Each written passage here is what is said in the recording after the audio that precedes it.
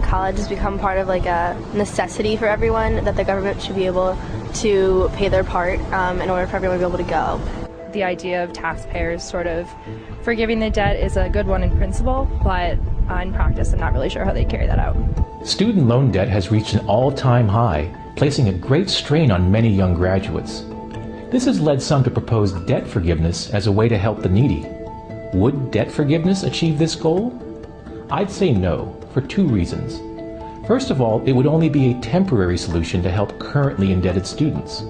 It wouldn't change what got those students into debt in the first place, it wouldn't prevent future students from taking on even more debt, and it wouldn't reduce the pressures causing tuitions to rise. Second, forgiving the debt doesn't magically make it go away. The government, meaning taxpayers, would be forced to pay it. With our enormous national debt, that's pretty hard to justify, especially since college graduates, on the whole, are one of the more privileged groups in the country.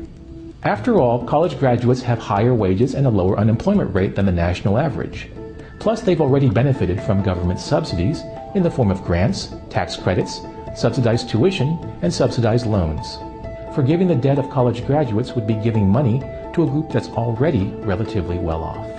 Of course, many college graduates are still struggling to find jobs and pay back their loans. But instead of debt forgiveness, there's another reform that would give relief to those carrying large amounts of student debt. Under current law, all student loans, public and private, are non-dischargeable.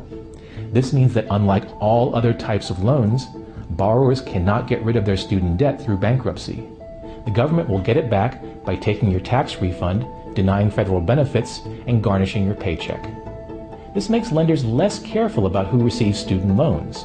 There are no credit checks, no underwriting, and no collateral, as there would be for virtually any other loan approval process. Students are offered loans even if they use the funds for a degree with little market value. Why be choosy if the loan is guaranteed? One way to fix this is by allowing student loans to be discharged in bankruptcy. Lenders could no longer use the government as a collection agency. Bad loans would become a problem for the lenders, who would then have better incentives to be careful with their loans. This would lead to fewer loans, or loans with higher interest rates. This may sound bad for borrowers, but it'd be important for giving borrowers the right incentives as well.